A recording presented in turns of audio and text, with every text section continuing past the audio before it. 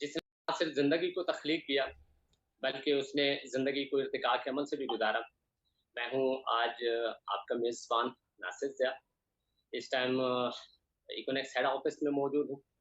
आज आप सब लोग जानते हैं कि आज हमारा इंटरव्यू है एक ऐसी शख्सियत के साथ जो किसी नाम के मोहताज नहीं है, जो किसी तारुफ़ के मोहताज नहीं है। उनको इकोनेक्स का हर मेंबर जानता है। तो आज स्पेशल आप लोगों के लिए हमने उनको बुलाया है इंटरव्यू के लिए कि उनसे हम कुछ पूछ सकें कि उन्होंने अपनी लाइफ कैसे बदली है इकोनेक्स प्लेटफॉर्म पे, कैसे उन्होंने ये तमाम कामयाबियां हासिल की हैं जिनका लोग जो है एक ख्वाब देखा करते हैं। लोग दिल ही दिल में तसव्वुर किया करते हैं कि काश ये हम सब कुछ हासिल कर सकें। उन्होंने इस काश को कैसे हकीकत का रूप धारा है, ये तमाम चीज़ें आज हम उनसे लाइव पूछेंगे। तो इसके अलावा जितने भी पार्टिसिपेंट यहाँ पे मौजूद हैं इस सेशन के अंदर, आप सब लोगों से मेरी ये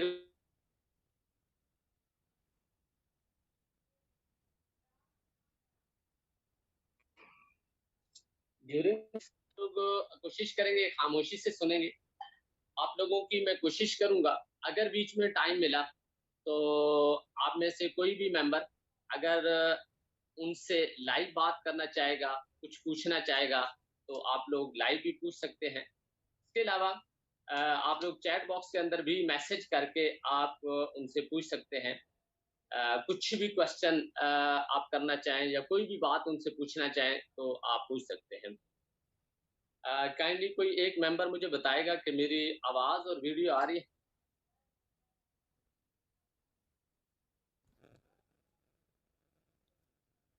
यस सर।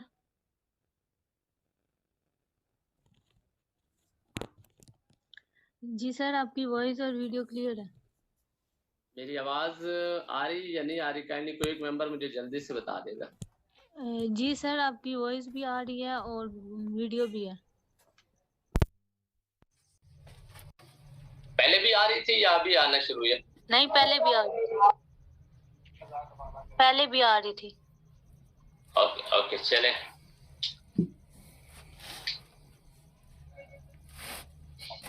ओके। जी, तो आज आप सब लोग जानते हैं कि हमने एक ऐसी शख्सियत को बुलाया है जिसके साथ मैं अभी थोड़ी देर में आप लोगों की मुलाकात करवाऊंगा, जो जिनको आप सब लोग जानते हैं कि उनका एक इकोनेक्स के अंदर नाम है, बट उन्होंने कैसे एक नाम बनाया है, कैसे वो इस मकाम तक पहुंचे हैं, कैसे वो एक शख्स से शख्सियत बने हैं। क्योंकि कहते हैं कि हमेशा कि आप जो है जिंदगी के अंदर अपना एक ऐसा मकाम बनाएं ताकि लोग आपके किरदार से आपको पहचाने। और कहते हैं कि शख्स मर जाता होता है, लेकिन जो शख्सियत होती है वो हमेशा जिंदा रहती है। तो इन्होंने कैसे ये तमाम पॉसिबल कर दिखाया है, तो ये इंशाल्लाह हम लाइव उनसे पूछेंगे। इसके अलावा आप सब लोग क्योंकि इस माइक म्यूट था, तो आप लोगों को शायद कुछ लोगों को आवाज ना गई हो, तो एंड पे अगर कुछ टाइम बचा हमारे पास तो कोशिश करेंगे कि आप में से कुछ लोगों की जो भी उनसे बात करना चाहेंगे तो आप लोगों की बात उनके साथ करवाई जाएगी, लाइव करवाई जाएगी, आप लोगों का माइक अनम्यूट करके।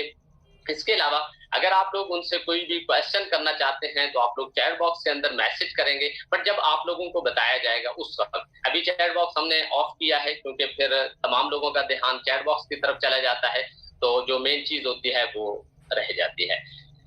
तो अब मैं इनवाइट करूंगा अपने गेस्ट को, अपने चीफ गेस्ट को, जो आज हमारे सेशन की जीनत बनेंगे, जिनका नाम है फैसल बलोच। अब सब लोग जानते होंगे, पोस्टर पे भी आप लोगों ने देख लिया होगा उनका नाम। तो मैं इनवाइट करूंगा फैसल बलोच साहब को। सर प्लीज आप लाइव आए और हमारी जो ऑडियंस है उनको जो है कुछ जो हम आपसे क्वेश्चंस करेंगे तो आप उनको मुस्तफीज करें। जी फैसल बलोच साहब, आपको मेरी आवाज आ रही? जी जी सर, आवाज आ रही है। ओके जी, थैंक यू। फैसल बलोच साहब कैसे हैं आप? जी सर, अल्हम्दुलिल्लाह, अल्लाह पाक का करम, आपकी दुआ। आज सरप्राइज दिया हमने अपनी कम्युनिटी को, क्योंकि बहुत से लोग मुझे मैसेज कर रहे थे, बहुत से लोग मुझसे पूछ रहे थे कि सर हम भी फैसल बलोच की तरह बनना चाहते हैं, वो कैसे इस लेवल पे पहुंचे। तो फिर मैंने डिसाइड किया कि क्यों ना आपका एक इंटरव्यू कर लिया जाए, जिसके अंदर जो हमारी कम्युनिटी है उनमें से जो लोग क्वेश्चंस करना चाहते हैं वो भी आपसे डायरेक्ट और लाइव पूछ लें, और भी बहुत से लोगों को डेफिनेटली एक सस्पेंस होता है या कि अगर कोई शख्स एक लेवल पे पहुंच जाता है या वो तमाम चीजें जो अचीव करना मुश्किल होता है या आम बंदा बस उसके ख्वाब ही देखता रहता है, तो कोई शख्स जब वो कर दिखाता है तो नो डाउट एक बहुत बड़ा एक गैप पैदा होता है सस्पेंस का। तो आज मैं पूरी उम्मीद करता हूं कि आज आप उन तमाम लोगों का वो सस्पेंस खत्म कर देंगे इंशाल्लाह। जी। फैसल बलोच साहब, हम आपसे चंद कुछ सवालात करेंगे, कुछ आपकी पर्सनल लाइफ के बारे में होंगे, कुछ आपके बिजनेस के बारे में होंगे। तो सबसे पहले मैं आपसे ये पूछना चाहूंगा कि आप इस प्लेटफॉर्म को ज्वाइन करने से पहले, इकोनॉमिक्स स्टार्ट करने से पहले क्या किया करते थे, आपकी लाइफ कैसी थी या क्या आपने ख्वाब एक सजाए हुए थे? जी सर, सबसे पहले तो आपका थैंक यू सो मच, आपने इस काबिल समझा और आज यहाँ बोलने का आपने मौका दिया।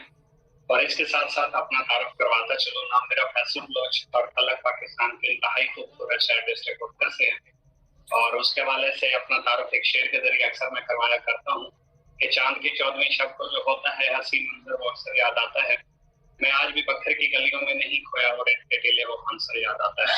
बखर का एक खूबसूरत इलाका है खानसर, वहाँ से मैं बिलोंग करता हूँ। बहुत बैकवर्ड एरिया है, लेकिन हर बंदे को अपने इलाके से बड़ी लगन लगे बड़ी मोहब्बत होती है, इसलिए अपना अपनी इब्तिदा को नहीं भूल सकता। सर आने से पहले मैंने अबाई तालीम तो अपने गांव से हासिल की, उसके बाद मैंने सिंपल एफए सुपीरियर कॉलेज बखर से हासिल की, आईसीएस किया और अनफॉर्चुनेटली मैं वहां से आईसीएस में फेल हो गया। मैथ में मेरे 15 नंबर आए थे तो उसको स्किप करना पड़ा, फिर मैंने सिंपल एफए में करा। तो सिंपल एफए में मैंने टॉप किया, टॉप करने के बाद मैंने स्किप कर दिया। स्किप करने के बाद सर तकरीबन 19 दिन मैंने जॉब की है एनआरएसपी बैंक में सियालकोट।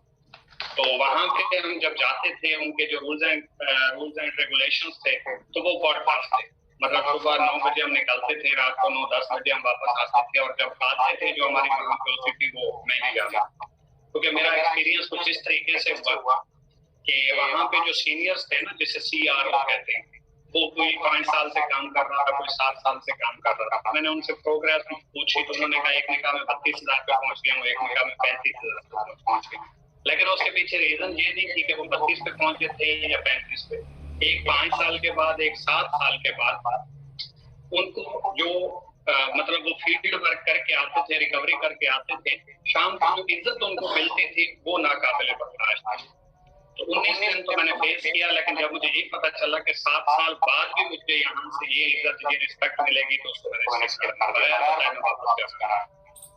फिर हमारे इलाके में एक सर मशहूर बात है कि दरख्त लगाओ अमीर बन जाओ।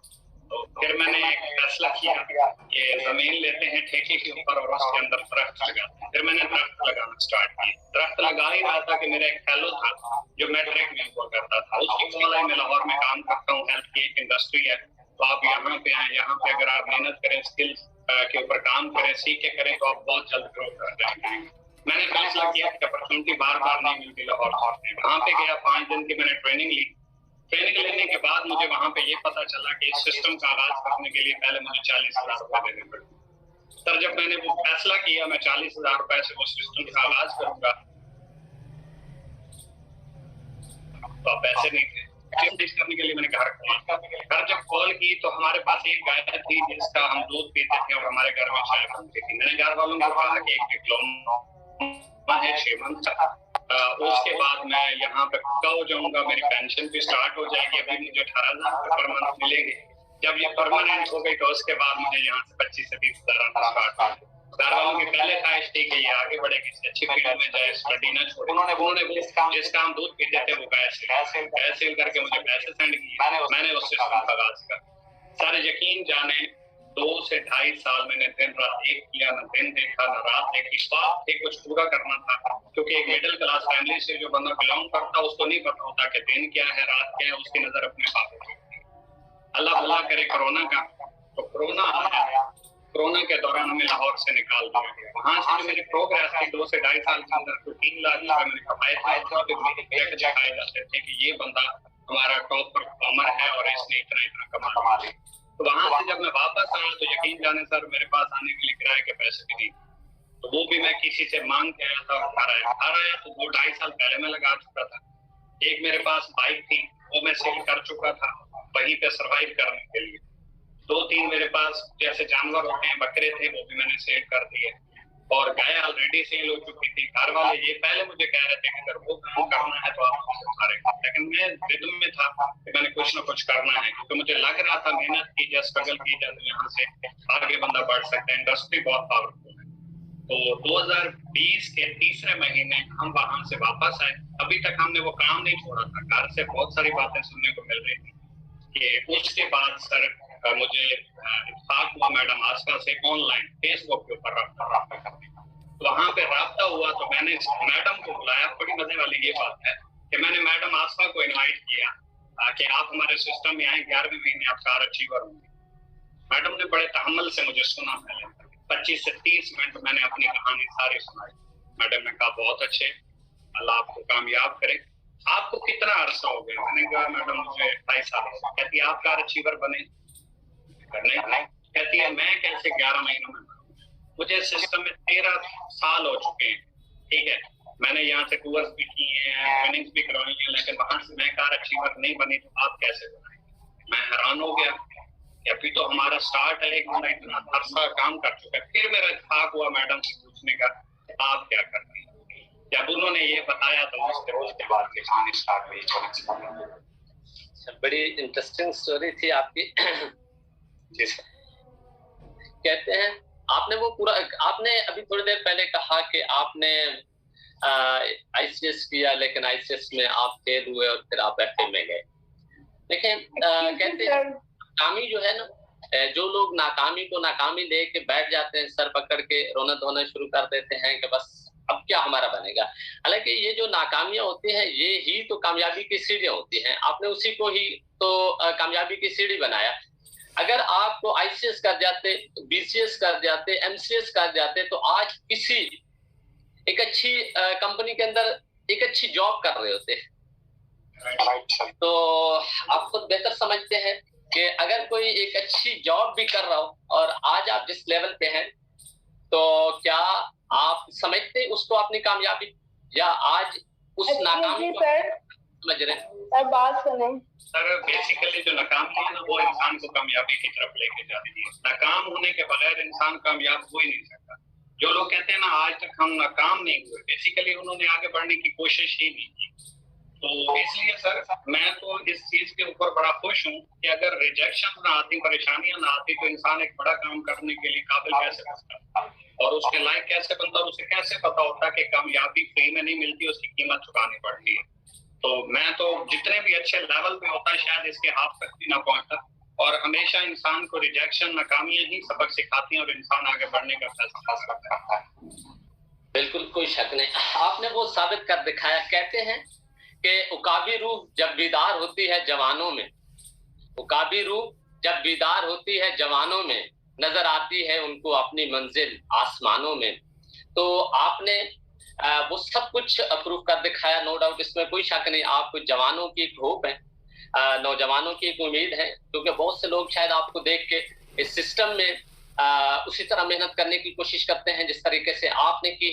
तो मैं आपसे यही बात पूछना चाह रहा था कि ऐसी वो क्या बात है जिसने आपको टॉप अर्नर बनाया, जिसकी वजह से आप दूसरों से बहुत आगे निकल गए? ऐसी कोई खास बात, कोई खास आपने दूसरों से जुदा किया जिसकी वजह से आप आगे निकले हैं, या आपने कुछ ऐसी एक्स्ट्रा एफर्ट्स की, मेहनत की? हालांकि आपके पास भी टाइम तो वही था जो बाकी लोगों के पास होता है, लेकिन बहुत से लोग इस सिस्टम में उस तरीके से कामयाब नहीं हो पाते जिस तरीके से वो मेहनत कर रहे होते हैं। जी सर, बिल्कुल आपने सही कहा। यहाँ पे मैं एक शेर ऐड करना चाहूंगा, जैसे आपने माशाल्लाह किया कि परों को खोल जमाना उड़ान देखता है, कि परों को खोल जमाना उड़ान देखता है, जमीन पे बैठ के क्या आसमान देखता है। तो सबसे पहले अपनी ताकत को पहचानना पड़ता है किसी भी काम को करने के लिए। जब तक हम अपनी ताकत को नहीं पहचानेंगे, अपनी पावर को नहीं पहचानेंगे कि हमें अल्लाह पाक की ज़ात ने अशरफुल मखलूकात पैदा किया, तो हम बेसिकली आए क्यों हैं, हमारा विजन क्या है, हमने करना क्या है। सर सबसे पहले इस चीज को समझने के लिए, किसी भी फील्ड में कामयाब होने के लिए आपको पहले ये स्टडी करना पड़ता है कि विजन क्या है और आपकी लाइफ क्या है। जिस इंसान की जिंदगी में कोई मंजिल नहीं है, कोई विजन नहीं है, उसकी जिंदगी का कोई मकसद नहीं है। इसी के लिए एक शेर ने कुछ कहा था कि ना फिक्र है कोई ना जुस्तजू है, कि ना फिक्र है ना कोई जुस्तजू है, ना ख्वाब है ना कोई आरज़ू है, कि शख्स तो कब का मर चुका है फिर बेकफन ये लाश का। सर मकसद के बगैर, विजन के बगैर जिंदगी एक लाश की तरह है, बस वो जिंदगी गुजार रहा है, एक टाइम के बाद उसमें चले जाना। तो सर सबसे पहली बात तो ये है कि मैंने अपनी स्किल्स के ऊपर, अपनी जात के ऊपर बिलीव किया कि अगर हर दुनिया का इंसान जो भी कामयाब हुआ उसने अपनी जात के ऊपर बिलीव किया, वो कामयाब हुआ, तो मैं क्यों नहीं हो सकता। दूसरी बात सर, मैंने कोई हटके नहीं किया कोई ऐसा काम जो आज का नौजवान या आज की यूथ ना कर सकती हो, बल्कि हर बंदा मुझसे अच्छा कर सकता है, मुझसे थोड़े टाइम में, कम टाइम में अपनी अचीवमेंट अपने नाम कर सकता है। लेकिन सिंसियर होकर चलना पड़ेगा, कमिटमेंट के साथ चलना पड़ेगा, और जो कुछ सिखाया जाता है उसके ऊपर अमल करना पड़ेगा। वो क्या कहता है, अम्मी क्या कहती है, अब्बू क्या कहता है, भाई क्या कहता है, कजन क्या कहते हैं, दोस्त क्या कहते हैं, सोशल मीडिया क्या कहता है, इससे बहुत दूर करना पड़ेगा। क्योंकि जब काम हमने करना है तो हमें जात भी अपनी के ऊपर बिलीव करना पड़ेगा, क्योंकि इसका जवाब भी हमने देना है, और अपनी कामयाबी और अपनी नाकामी के जिम्मेदार भी होते हैं। तो इसलिए सबसे पहले जो कामयाबी का राज मैं आपको सर बताऊं, अपनी जात के ऊपर बिलीव। नंबर 2, सीनियर्स की दिल से रिस्पेक्ट करना। नंबर 3, जितना भी कमाया उसमें अल्लाह की राह में 10% अल्लाह के साथ तिजारत करना। क्योंकि इसके तिजारत के ऊपर मैं एक लफ्ज ऐड करना चाहूंगा कि हजरत अली अलैहिस्सलाम एक बार घर में बैठे थे, तो बीबी फातिमा ज़हरा ने बीमार थी, तो हजरत अली ने कहा कि आप मुझसे कोई ऐसी फरमाइश करें, जिंदगी में आपने मुझसे कोई फरमाइश नहीं की, मैं चाहता हूँ कि आप मुझसे कोई ना कोई फरमाइश करें, आज ख्वाहिश का इजहार करें। उसने कहा कि आपने मुझे एक अनार ला, तो उसने कहा ठीक है। वो गए बाजार में, वहां पे 1 दिरहम उनके पास, 1 दिरहम को उन्होंने अनार खरीदा, वापस आ रहे थे, रास्ते में भिखारी मिल गया।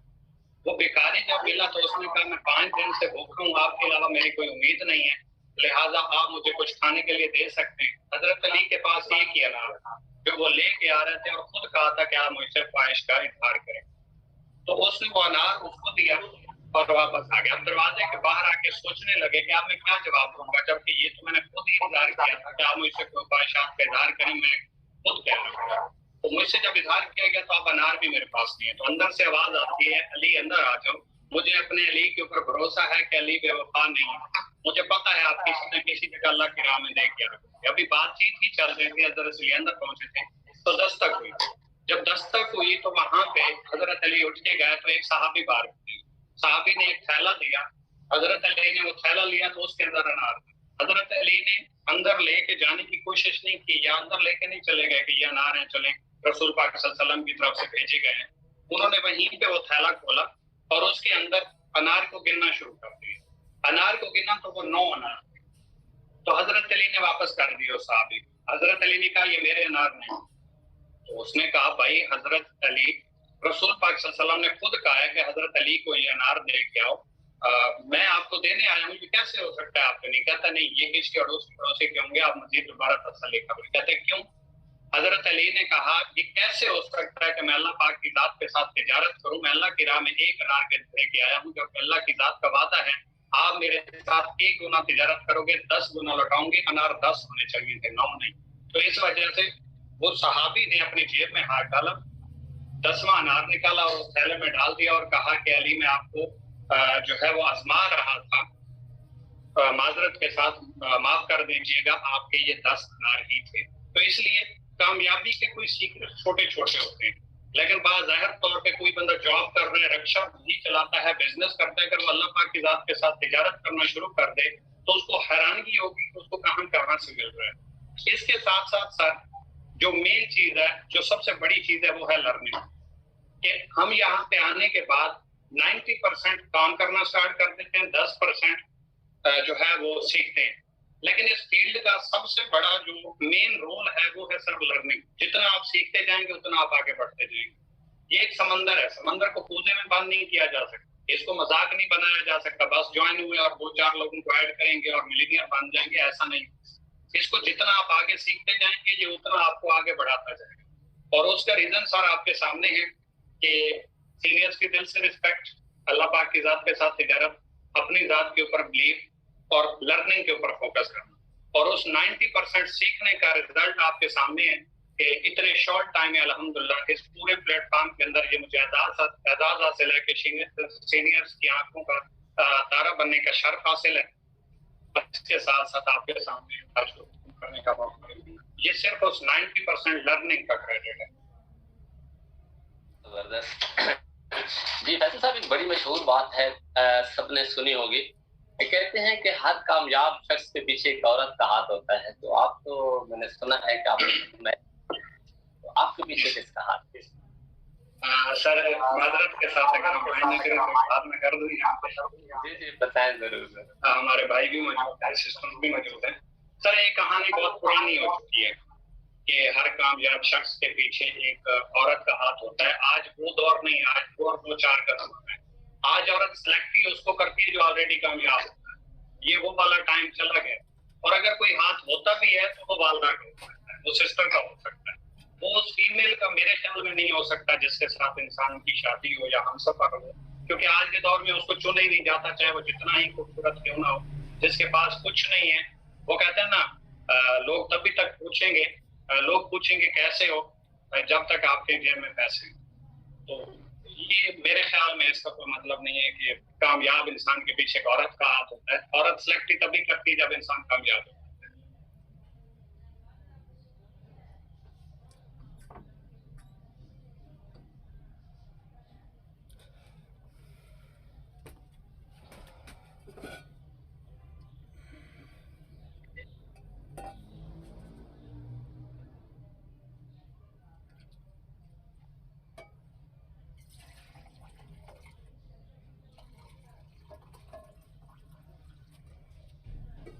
मैंने 3 मई 2020 में सिस्टम को ज्वाइन किया था और आज 17 है, 29 मंथ और 14 दिन हो चुके हैं मुझे इस सिस्टम में काम करते हुए।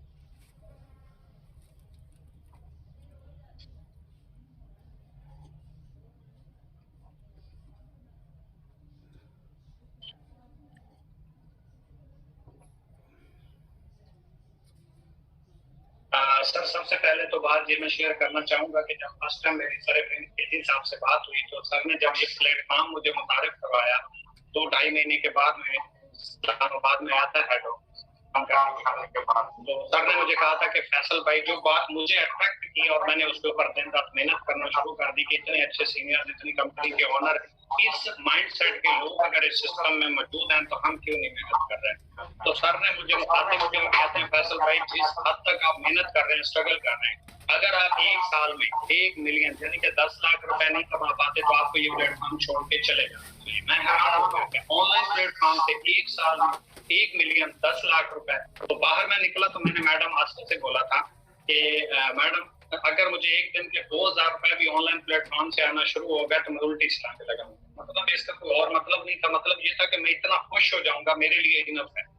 लेकिन आज अल्लाह का शुक्र है, इस सिस्टम के अंदर मैं पहला ब्रॉन्ज बना, फिर सिल्वर बना, फिर गोल्ड बना, फिर प्लैटिनियम बना, इन्वेस्टर बना, ग्लोबल इन्वेस्टर बना, क्राउन इन्वेस्टर बना और अनकरीब इंशाल्लाह 1 से 1.5 मंथ के अंदर रॉयल क्राउन इन्वेस्टर भी बन जाऊं।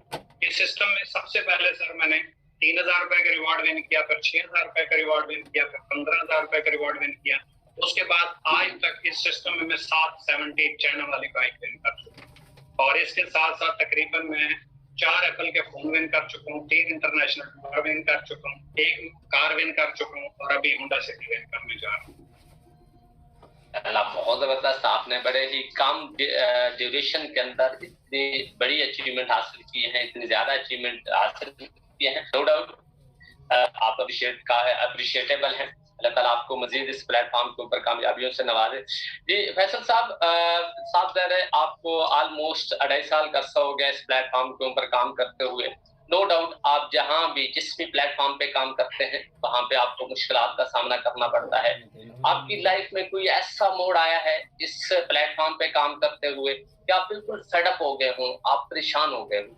सर ऐसा कोई आया तो नहीं है, लेकिन एक लम्हा था जिस टाइम मैं थोड़ा सा सोचने के ऊपर मजबूर हो गया कि आप मुझे क्या करना चाहिए। वो सर लम्हा ये था कि मैं इस प्लेटफॉर्म को समझ चुका था, इस सिस्टम की गहराई को नाप चुका था, लेकिन घर से मुझे प्रेशराइज किया जा रहा फैमिली की तरफ से। वो ये था कि आप इस सिस्टम को चुन लें या हमें चुन लें। अगर आप ये सिस्टम करोगे तो हमें छोड़ना पड़ेगा, और अगर हमें एक्सेप्ट करोगे तो सिस्टम को छोड़ना पड़ेगा। तो उस टाइम मैं थोड़ा सा ब्रेक हो गया, उस टाइम रुक गया, सोचने के ऊपर मजबूर हो गया। लेकिन फिर भी अल्लाह का शुक्र है क्योंकि मैं सिस्टम को जानता था और इस सिस्टम की पावर से वाकिफ था कि ये सिस्टम मुझे कहाँ पे ला के खड़ा कर सकता है। क्योंकि जिंदगी, फ्यूचर, कैरियर एक प्लेटफॉर्म के जरिए गुजारा जा सकता है, किसी के मशवरे के ऊपर या किसी के सजेशन के ऊपर नहीं गुजारा जा सकता। तो इसलिए मुझे पता था कि जिस टाइम मैं ये करके साबित कर दूंगा तो सारे लोग मेरे अपने हो जाएंगे। तो उस वक्त मैंने डिसीजन लिया। 2 महीने मुझे हुए थे इकोनॉमिक्स में, आगाज था मेरा, स्टार्टअप था, और मेरे पास कोई ऐसी मोटिवेशन भी नहीं थी कि आपका सीनियर है वो ये रैंक अचीव कर चुका है, वो अच्छे लेवल पे काम कर रहा है, वो अचीवर है, या उसने इतने रैंक अचीव कर रखे हैं, जितनी उसकी अर्निंग है, कुछ भी देखने के लिए नहीं था।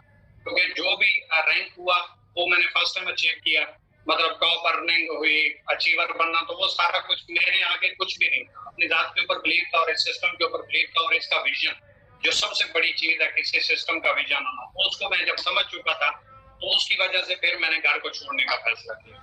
2 महीने बाद मैंने अपने घर को छोड़ने का फैसला किया था, बखर आया था, और आज तक फिर घर वापस लौट के इस नजरिए से नहीं गया कि घर जाके काम करूंगा। उस 2 मंथ के बाद अगर ये निकाल लें तो 27.5 मंथ से बखर में दिन रात एक कर रहा हूँ, मेहनत कर रहा हूँ। और आज वो घर जो मुझे कह रहे थे कि आप हमें छोड़ के जा सकते हैं, आपने ये काम नहीं करना, आज वो इसी चीज के ऊपर फख्र महसूस करते हैं कि हमारा बेटा इस लेवल पे है। और अपने इलाके में भी अल्हम्दुलिल्लाह एक एग्जांपल दी जाती है कि बनना है तो प्लान जैसा। तो सर वो एक टाइम था जिस टाइम में हुआ, अदरवाइज मैं ना कभी किसी की डिमोटिवेशन से, ना रिजेक्शन से, किसी ऐसी बात से मैं कभी बेटा। बहुत जबरदस्त। देखें, जिनके आसाब मजबूत होते हैं वो ऐसे टाइम के ऊपर जो है नो डाउट ऐसे बड़े डिसीजन लेते हैं। तब आपने दिल में ये सोचा होगा कि शाखें अगर गिर रही हैं तो पत्ते भी आएंगे, शाखें अगर गिर रही हैं तो पत्ते भी आएंगे, ये दिन अगर बुरे हैं तो अच्छे भी आएंगे। नो डाउट आज अब माशाल्लाह बहुत अच्छे दिनों में हैं। तो फैसल साहब आप इस कंपनी का हिस्सा बने, हमारी कंपनी के डिफरेंट प्रोजेक्ट्स हैं, तो इस टाइम आप कितने प्रोजेक्ट्स में काम कर रहे हैं यूकोनेक्स के अंदर? सर अल्हम्दुलिल्लाह इस टाइम तकरीबन ऑलमोस्ट मैं तमाम प्रोजेक्ट्स के अंदर काम कर रहा हूँ। ईनेक्स में भी मैं काम कर रहा हूँ। ईनेक्स में भी अल्हम्दुलिल्लाह मेरा अच्छा खासा सिस्टम है। ये जितनी सेल टीम है ये काम कर रही है, तकरीबन 61-62 हज़ार प्लस लोग मेरे साथ इस सिस्टम में वाबस्ता हैं। इसके अलावा ऑनलाइन स्टोर है हमारा, ऑनलाइन स्टोर के ऊपर भी मैं वर्किंग कर रहा हूँ। फैसिव के नाम से मेरी एक प्रोडक्ट है जो वहाँ पे ऑलरेडी मैं लॉन्च कर चुका हूँ ब्रांड के तौर पे। इसके अलावा प्रॉपर्टी ईनेक्स कंपनी का एक प्रोजेक्ट है जो एक बहुत बड़ा समंदर है जिसको हम कभी शायद मुकम्मल तौर पे इतनी आसानी से समझ भी ना पाए, तो उसके अंदर भी एज इन्वेस्टर में इसका काम था। बहुत जबरदस्त।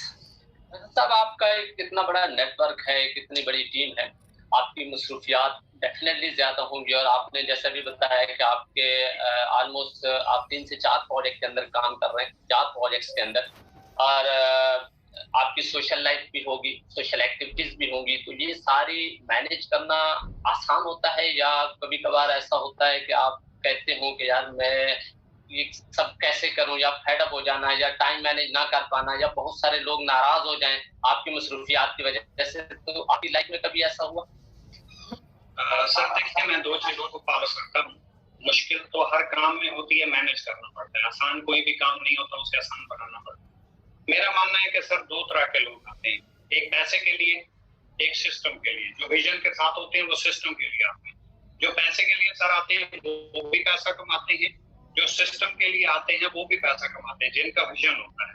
लेकिन इन दोनों में फर्क होता है। एक आते हैं जो सिर्फ और सिर्फ सेल क्लोज करते हैं, प्रोडक्ट का बंडल सेल करते हैं, अपने साथ लोगों को अटैच करते हैं, टीम बनाते हैं और उसको ज्वाइन करवा के छोड़ दिया, फिर आगे फिर आगे फिर आगे। लेकिन वो टीम खोखली होती है, उसके अंदर कोई जान नहीं होती, ठीक है। लेकिन दूसरे जो लोग होते हैं वो सिस्टम के ऊपर फोकस करते हैं। सिस्टम के ऊपर कैसे एक बंदे को ज्वाइन करवाते हैं, उसको मुकम्मल नॉलेज देते हैं, बिजनेस करना सिखाते हैं, प्रॉपर गाइड करते हैं। जब वो इस काबिल बन जाता है, इंडिपेंडेंट हो जाता है, फिर आगे बढ़ते हैं। उसका रीजन ये है कि वो काम करे या ना करे, उसका सिस्टम बिल्ड हो चुका है, सिस्टम बन चुका है, वो अपना काम खुद करना जानता है, उसके ऊपर अब टाइम नहीं लगाना पड़ेगा। बेशक रिजल्ट थोड़ा स्लो होगा, लेकिन उसकी वजह से उसका पीछे सिस्टम मेंटेन रहेगा, वो सिस्टम बिल्टअप होता रहेगा, तो उसके लिए उसको टाइम मैनेज करना बड़ा इजी हो जाएगा। एक बंदा है जिसके साथ 10 लोग हैं, उनको कोई पता नहीं है काम कैसे करना है, आईडी वो लगा के दे रहा है, ज्वाइनिंग वो करवा रहा है, उसके प्रोस्पेक्ट्स को टाइम वो दे रहा है, उसकी मीटिंग वो कर रहा है, तो अपना काम कब करेगा? उसके लिए बड़ा टफ हो जाएगा। लेकिन अगर कोई अपनी टीम आते ही नॉलेज देता है, उसके ऊपर फोकस करता है, इंडिपेंडेंट करता है, उसको अपने जैसा बना देता है, तो उसके बाद अगर वो अपना काम करे तो उसके लिए कोई मुश्किल नहीं, क्योंकि उसकी टीम, उसकी ट्रेनिंग, उसकी प्रोस्पेक्टिंग, सारा कुछ उसकी टीम खुद मैनेज कर रही है। तो अल्हम्दुलिल्लाह, शुक्र है अल्लाह का कि मेरे सिस्टम में ऐसे लोग हैं जो अपना काम खुद करते हैं, अपनी टीमें खुद चला रहे हैं, अपनी ट्रेनिंग खुद कर रहे हैं, अपने प्रॉब्लम खुद सॉल्व करते हैं। वो क्वेश्चन मेरे पास आता है जो उनसे ना हो पाए, क्योंकि डायरेक्ट सेल बिजनेस का एक असूल है कि आपको वो काम करना चाहिए जो आपकी टीम को करना ना आए, जो आप भी कर सकती हैं और आपकी टीम भी कर सकती है, वो काम फिर आपको नहीं करना चाहिए। तो इसलिए कुछ लोग बड़ा बनने के लिए, सीनियर बनने के लिए, अपने आप को सबको शो करने के लिए सारा काम खुद करते रहते हैं। तो ये सिस्टम डुप्लीकेशन का होता है। इसमें अगर आप अपने जैसे काबिल लोग, अपने जैसी सेल टीम अच्छी बना लेते हैं, तो मेरे ख्याल में आपके लिए टाइम मैनेज करना कोई मुश्किल नहीं होता। हाँ, मसरूफियत होती है, लेकिन उसको भी मैनेज करें तो वो मैनेज की जा सकती हैं, डुप्लीकेशन करके अपने जैसे लीडर्स पैदा करें। बिल्कुल, इट मींस कि आपने एक पैसिव हार्ड वर्किंग की है। पैसिव हार्ड वर्किंग का मतलब ये है कि आपने अपनी तरह पहले कुछ लोगों को ट्रेन कर दिया, जो एक डुप्लीकेशन हो रही, पेनिट्रेशन हो रही है नीचे नेटवर्क या टीम के अंदर, जिसकी वजह से आप थोड़ा रिलैक्स होते हैं इस वजह से। नो डाउट ये एक बड़े विजन की बात होती है, और आपने हार्ड वर्क की बजाय स्मार्ट वर्क को चूज किया और स्मार्ट तरीके से आपने काम किया, और आज आप इस लेवल पे पहुंच गए। फैसल साहब, हर शख्स मतलब जो भी प्रैक्टिकल लाइफ में आता है तो वो डेफिनेटली एक बचपन लाइफ गुजार के आता है। तो हर शख्स बचपन में बड़े बड़े ख्वाब देखता है। किसी से पूछे, वो कहता है मैं डॉक्टर बनूंगा या पायलट बनूंगा। तो साफ ज़ाहिर है आपने भी वो लाइफ गुजारी, आपके भी बचपन के बड़े ख्वाब होंगे। तो आप बचपन में क्या ख्वाब देखा करते थे? क्या आप अपने ख्वाब पूरे कर पाए, या जो आप बनना चाहते थे वही लाइफ में बन पाए हैं, या कुछ और बन गए? सर, अगर मैं आपको आसान अल्फाज में बताऊं तो मैं बिल्कुल चेंज हो गया हूँ, क्योंकि पहले हमारा ख्वाब यही होता था कि 20, 22, 25 हज़ार रुपए की अगर जॉब मिल रहे तो इनफ है। इसके अलावा कोई लंबे ख्वाब नहीं थे, कोई ऐसी प्लानिंग्स नहीं थी, कोई ख्वाहिशात नहीं थी। बस अपने पाँव पे खड़े हो जाएं, पैसे आना शुरू हो जाएं, लोग तारीफ करें, फलां का बेटा जॉब पे लग गया, अपने पाँव पे खड़ा हो गया, तो ये हमारे लिए इनफ था। लेकिन आज अगर देखें तो बिल्कुल 360 डिग्री के ऊपर मेरी लाइफ चेंज हो चुकी है, क्योंकि जब मैं इस फील्ड में आया, इसकी इंपॉर्टेंस को समझा, इसकी वर्थ को समझा, इसकी ग्रोथ को समझा, इसके पोटेंशियल को समझा, तो वहां पर मुझे नजर आया कि इंसान तो कुछ भी कर सकता है। एक मौत के अलावा हर प्रॉब्लम का सोल्यूशन अगर इंसान ने तलाश कर लिया है तो हम भी बहुत कुछ कर सकते हैं। उसके बाद इकोनॉमिक्स का मिलना और इसके विजन को समझने के बाद मेरे ख्याल में 1% भी वो ख्वाब जो मैंने देखा हो वो नहीं, बल्कि 100% वो ख्वाब पूरे हो चुके हैं जो कभी जिंदगी में शायद मैंने देखे नहीं। कहते हैं कि कल यही ख्वाब हकीकत में बदल जाएंगे, कल यही ख्वाब हकीकत में बदल जाएंगे, आज जो ख्वाब फकत ख्वाब नजर आते हैं। तो आपने वो तमाम ख्वाब जो है वो हकीकत में बदल दिए। नो डाउट आज जिस लेवल पे आप हैं तो आप अपने तमाम अपने ड्रीम्स कंप्लीट कर चुके होंगे, जो एक आम शख्स लाइफ में जाता है। फैसल साहब, मैं लास्ट में आपसे एक इकोनॉमिक्स कम्युनिटी के हवाले से एक मैसेज देना चाहूंगा कि हमारी जो कम्युनिटी है, आप इनको क्या मैसेज देना चाहेंगे? उसके बाद हमारी कम्युनिटी में से कुछ लोग जो आपके साथ लाइव बात करना चाहेंगे, मैं आपकी उनके साथ लाइव बात करवाऊंगा, और या फिर कोई आपसे क्वेश्चन करना चाहेंगे तो हम चैट बॉक्स भी ओपन कर देंगे। हमारे को होस्ट वो क्वेश्चन लेके भी आपके सामने फॉरवर्ड करेंगे, तो वो भी आप काइंडली थोड़ा उनको भी टाइम देंगे। तो कम्युनिटी के लिए जो मैसेज देना चाहेंगे? सर, सबसे पहली बात तो मैं ये कहना चाहूंगा, अक्सर लोगों का एक क्वेश्चन आता है जब भी कोई मैं सेशन करूं या कहीं से मेरा नाम सुने तो कहते हैं कि सर आप कामयाब कैसे हो। सबसे पहली बात ये है कि अपनी बात के ऊपर बिलीव रखें और इसके साथ साथ लर्निंग के ऊपर फोकस करें। ना सोचिएगा कि आप सीखना छोड़ देंगे, आप लर्न करना छोड़ देंगे और आप अर्निंग कर पाएंगे या आप एक कामयाब शख्स बन पाएंगे। जितना ज्यादा आप आगे बढ़ते जाएंगे उतना ज्यादा आपको लर्निंग के ऊपर फोकस करना होगा। मैं आपको एक एग्जांपल दे देता हूँ। एक टॉफी है जो ₹1 की आती है। एक टॉफी हम देखते हैं जिसकी कीमत ₹5 होती है और वहीं पे एक टॉफी की कीमत ₹10 होती है। अब जो चीज आप लेना चाहते हैं, जिस क्वालिटी की लेना चाहते हैं, उसकी उतनी कीमत पे करनी पड़ती है। अगर आप 15-20 हजार वाले सर्कल में रहना चाहते हैं तो वो फिर ये है कि सुबह गए शाम आए, उसके बाद इतना फिर 15-20 हजार आ जाएंगे। अगर आपने पैसे भी इंजॉय करना है, अपनी लाइफ को चेंज करना है, अपने ख्वाबों को पूरा करना है, जितनी बड़ी मंजिल है, जितने बड़े ख्वाब हैं, उसकी उतनी ज्यादा कीमत पे करनी पड़ेगी। कीमत पे किए बिना बंदा आगे नहीं बढ़ सकता। इसके साथ साथ जो दूसरा जो है वो ये है कि आप 10% काम करें, 90% इस काम को सीखें, पैसे के पीछे ना भागें, खुद इस काबिल बनने के पैसा आपको तलाश करें। कामयाब लोग हमेशा वो काम करते हैं कि पैसा उनके पास आने के लिए मजबूर हो जाता है। पैसे के पीछे भागते रहोगे, पैसा आपको तड़पाता रहेगा, आपको मिलेगा नहीं। तो इसलिए खुद इस काबिल बनो कि पैसा आपको तलाश करे कि आपके पास कैसे है। डीमोटिवेशन जिंदगी से निकाल दें, लोगों की सुनना जिंदगी से निकाल दें, अपनी जिंदगी का खुद डिसीजन लें, क्योंकि अल्लाह पाक की जात कहती है कि जैसा तू गुमान करेगा मैं वैसा अता करूंगा। पाकिस्तान का एक ऐसा प्लेटफॉर्म जो आप लोगों को मिल चुका है, उसकी मैं एग्जांपल दे देता हूँ। आप जितने भी बड़े से बड़े इंटरनेशनल प्लेटफॉर्म के अंदर चले जाएं, वहां पे आपसे कुछ चीजें ऑलरेडी छीन ली जाती हैं। आप जितने हार्ड वर्कर हैं, आप जितने विजनेबल हैं, कुछ भी रखते हैं, अब आप जितने भी आप हार्ड वर्किंग करते हैं, आप उन चीजों को अचीव नहीं कर पाते। जैसे कि मैं आपको नंबर 1 के ऊपर बता दूं, इकोनेक्स जैसे प्लेटफॉर्म का आपके पास आना और आपका इस सिस्टम के अंदर आना आपके लिए एक गनीमत है। वो कैसे? आप किसी भी इंटरनेशनल कंपनी के अंदर जाएंगे, वहां पे ऑलरेडी उसके टॉप 10 कार अचीवर मौजूद होंगे। आप पाकिस्तान में अचीवर बन सकते हैं, कंपनी के नहीं बन सकते। इकोनेक्स में आप लोगों के लिए ये जगह खाली है, आपके लिए ये पॉइंट मौजूद है। आप top earner other platform international के अंदर नहीं बन सकते, पाकिस्तान में बन सकते हो, पूरी कंपनी में अपना नाम नहीं बना सकते। इकोनेक्स के पास ये जगह भी खाली है।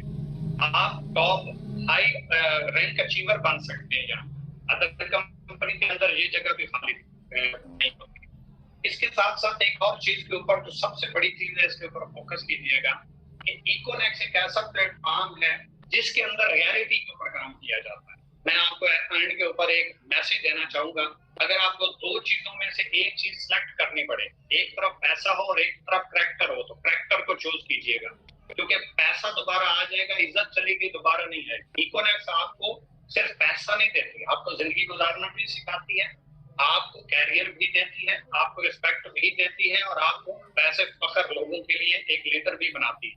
क्यों? यहाँ पे झूठ नहीं बोला जाता, यहाँ पे स्कैम नहीं किया जाता, यहाँ पे झूठ को प्रायोरिटी नहीं दी जाती। यहाँ पे हमारे ऑनर, हमारे तमाम मैनेजमेंट टीम की तरफ से एक पैगाम दिया जाता है कि सर अगर आपको झूठ बोल के सेल क्लोज करनी पड़े तो सच बोल के जाया कर दें।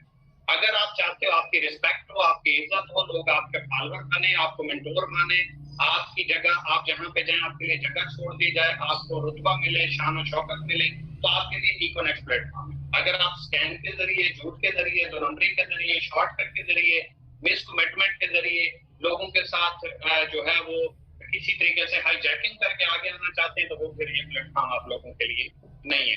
हमारे लिए ये वैसे फख्र बात है कि हमारे पाकिस्तान का एक ऐसा प्लेटफॉर्म हमारे पास मौजूद है जिसके अंदर हम तमाम पर अपनी ख्वाहिशात पूरी भी कर सकते हैं। और वो नौजवान कौम जो ड्रैगसेंस कंपनी का नाम सुनते ही भाग जाती है, हम सब मिल के अगर मेहनत करें, स्ट्रगल करें, तो हम उस यूथ के लिए एक ऐसा प्लेटफॉर्म बना के दे सकते हैं, सच्चाई के ऊपर, ईमानदारी के ऊपर, कि वो ज्वाइन करने के बाद फख्र महसूस करेंगे। उनको भागने की जरूरत नहीं पड़ेगी, उनको छुपने की जरूरत नहीं पड़ेगी। और वो करना किसने? आपने, हमने और इस सिस्टम ने मिलके है।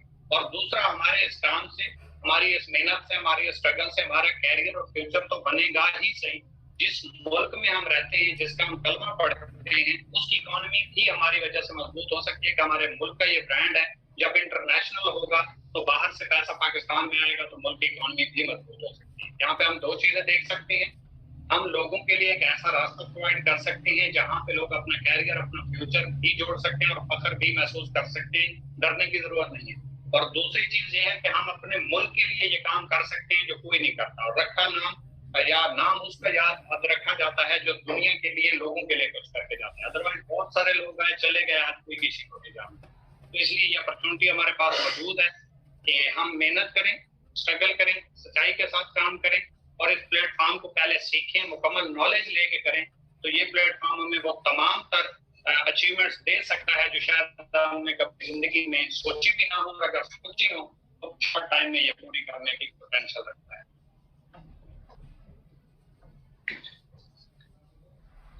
बहुत जबरदस्त। आप सब लोगों ने सुना, फैसल बलोच साहब ने लास्ट में एक सबके लिए एक मैसेज छोड़ा है। नो डाउट बड़ी बड़ी गहरी बात उन्होंने की है। उन्होंने एक तो ये कहा कि अगर आप पैसा कमाना चाहते हैं तो सबसे पहले अपना कैलिबर बढ़ाएं, क्योंकि पैसा एक मैकेनिज्म को फॉलो करता है। जब तक आप वो मैकेनिज्म नहीं बनाएंगे, अपने अंदर का कैलिबर नहीं बढ़ाएंगे, पैसा कभी भी नहीं आएगा। और हमेशा अपने विजन के ताबे रहें, और कंपनी का एक विजन है उसको फॉलो करें, उसको देखते जाएं और आगे बढ़ते जाएं।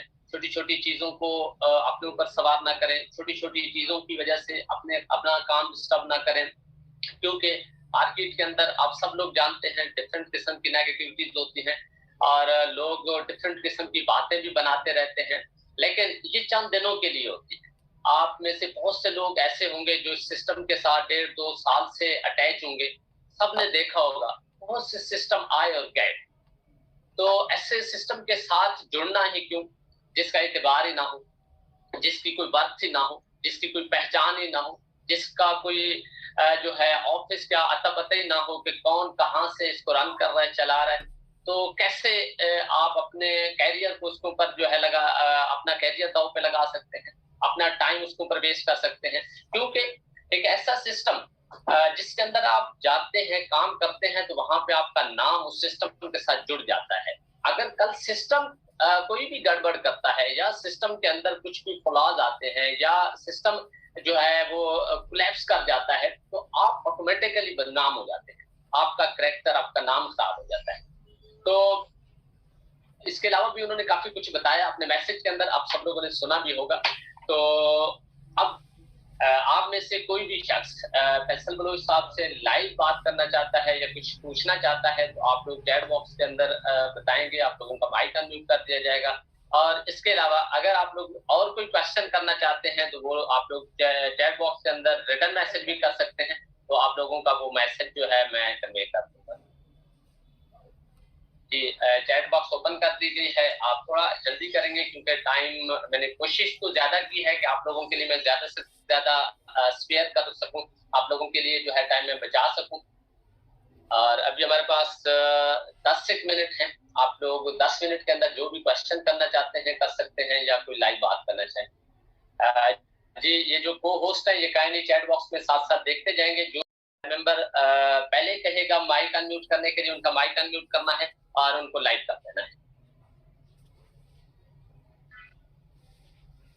जी, ये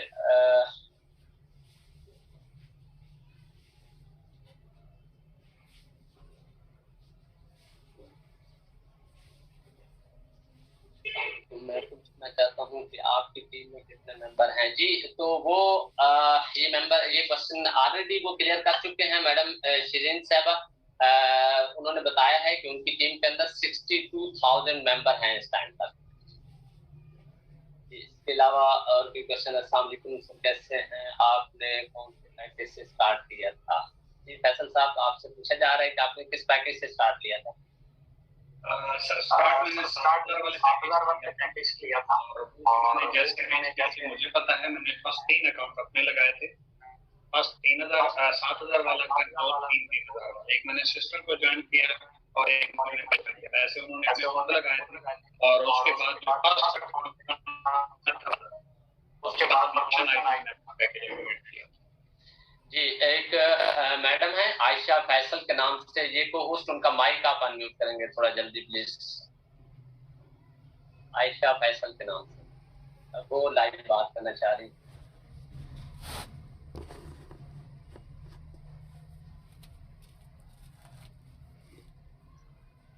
जी, ये कौन को होस्ट है इसमें? ये जो यूथ एम्पावरमेंट का जो लिंक है इसमें मैडम फैसल हैं, आयशा फैसल, उसको अनम्यूट कर। अस्सलाम वालेकुम सर, आपको मेरी आवाज आ रही है? जी जी। सर आपकी बातें सुन के, आपकी स्टोरी लाइन सुन के बहुत मोटिवेशन मिलती है। अभी तक जस्ट मैंने इनडायरेक्टली सुनी थी, बट आज आपकी डायरेक्टली भी आपको सुना तो मुझे बहुत अच्छा लगा। बट ये था कि मैं अब इधर आई हूँ कंपनी में, तो इस मिशन के साथ यही ना कुछ करना है लाइफ में, लोगों को कुछ ना कुछ करके दिखाना है। आपके जैसे ही कुछ मेरे एम्बिशन हैं, जैसे आपकी लाइफ थी, तो अब मैं तो यहाँ पे आ गई क्योंकि मेरा एक एम्बिशन था, मैंने रिस्क लिया। लेकिन मोस्टली लोग इतने एजुकेटेड हो चुके हैं कि वो रिस्क लेना ही नहीं चाहते, वो समझते ही नहीं है कि हम आगे बढ़ने, हम अच्छा ये तो कुछ चीज ही नहीं है, हमारी एजुकेशन से, हमारी क्वालिफिकेशन से तो ये बहुत आगे है। तो जब मेंबर्स बनाने की बात आती है, हमें बहुत ज्यादा गाइड करना चाहते हैं। सबसे पहले वो पूछते हैं आपकी कितनी इनकम ले ली, आपकी कितनी इनकम हो गई, या फिर वो कहते हैं कि हमारे तो मेंबर्स बनाना बहुत मुश्किल है। तो मैं आपसे पूछना चाहूंगी, आपने कहा आपने अपने इस चीज को कितना आगे आप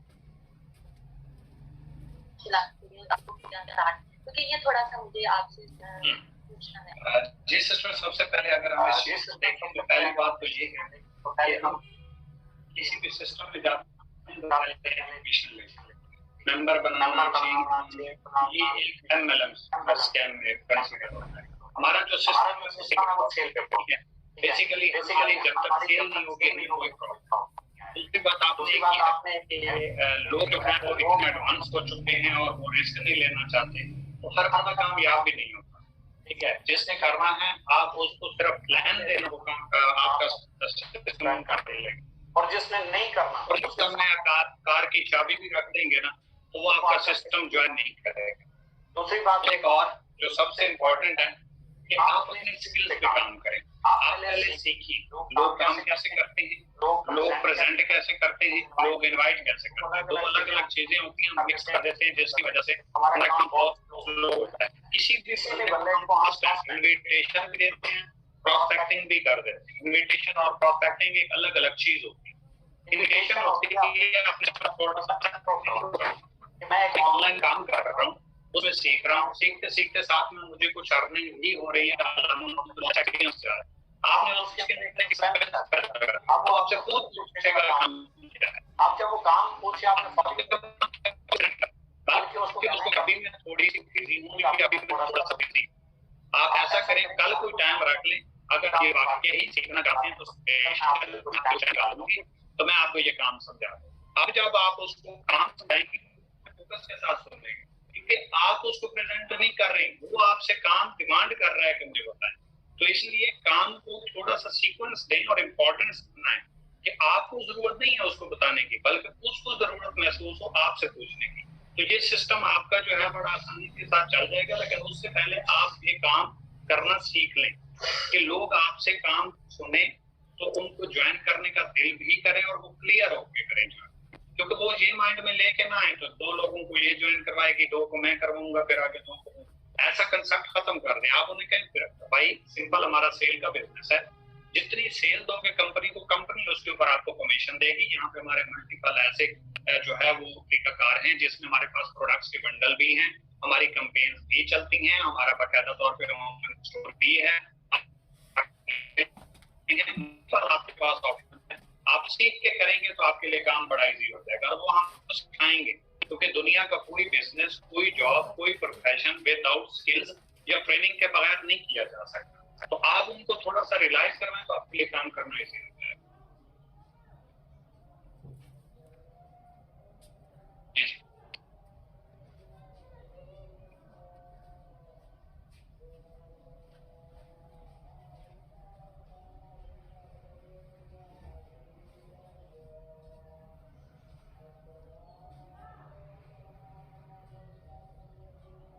देखिए के बात मैंने पढ़ी है, और इस कंपनी के ओनर, इस कंपनी के फाउंडर सर जी साहब कहते रहते हैं कि जिन्हें मंजिल का पता होना उन्हें रफ्तार की फिक्र नहीं।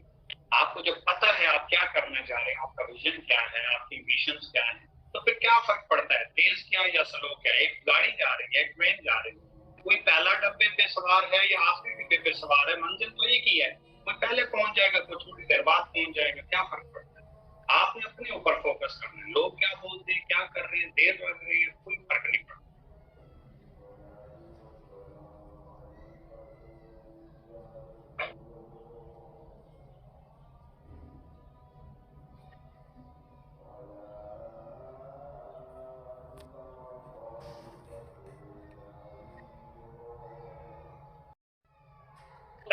काबिल बनना पड़ेगा। और अगर आप चाहते हैं आपकी टीम आपको फॉलो करे, आपके मुताबिक काम करे, आप जो कहें वो करे, तो उसके लिए पहले आपको इस काबिल बनना पड़ेगा। आपको वो काम करके दिखाने पड़ेंगे कि टीम जिस पर जो रखे वो, कि जैसे मेरा सीनियर है वैसे ही मैं बढ़ के दिखाऊंगा।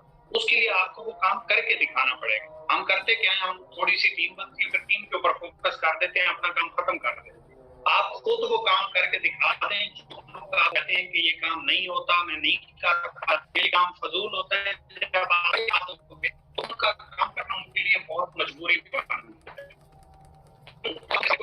अगर आपने करके दिखा दिया तो ये कर सकता है तो मैं भी कर सकता हूँ। ये हमारा जो मुआशरा है ये बातों से रिजल्ट से कह लो, रिजल्ट साबित करेंगे खुद बहुत आपके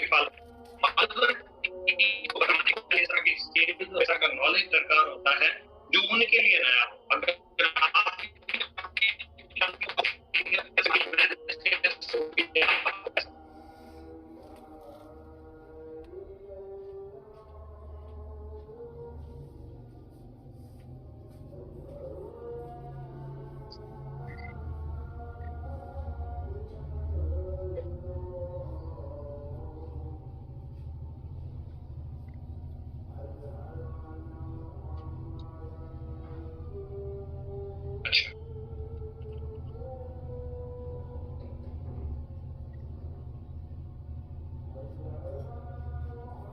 अस्सलाम वालेकुम।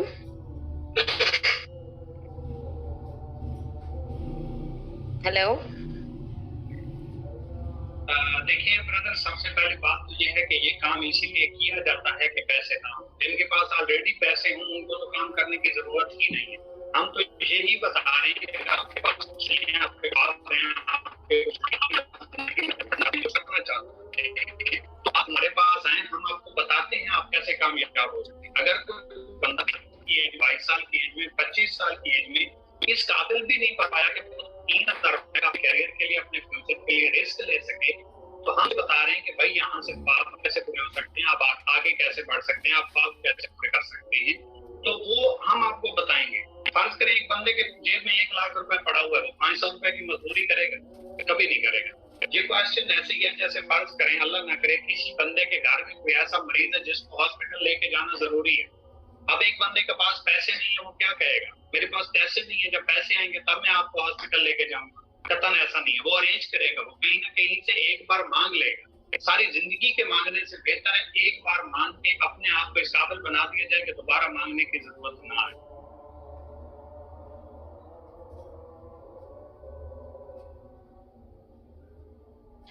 जी हाँ। अस्सलाम वालेकुम सर।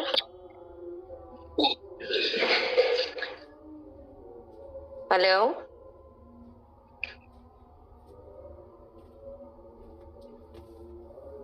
अस्सलाम वालेकुम।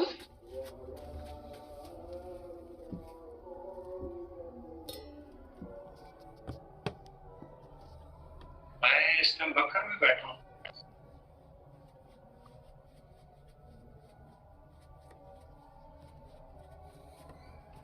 आप सिंपल सर्च मार लें गूगल के ऊपर इकोनेक्स बखर ऑफिस, आपके सामने लोकेशन आ जाएगी। Econex office, Sialvi plaza near DHQ hospital बखर।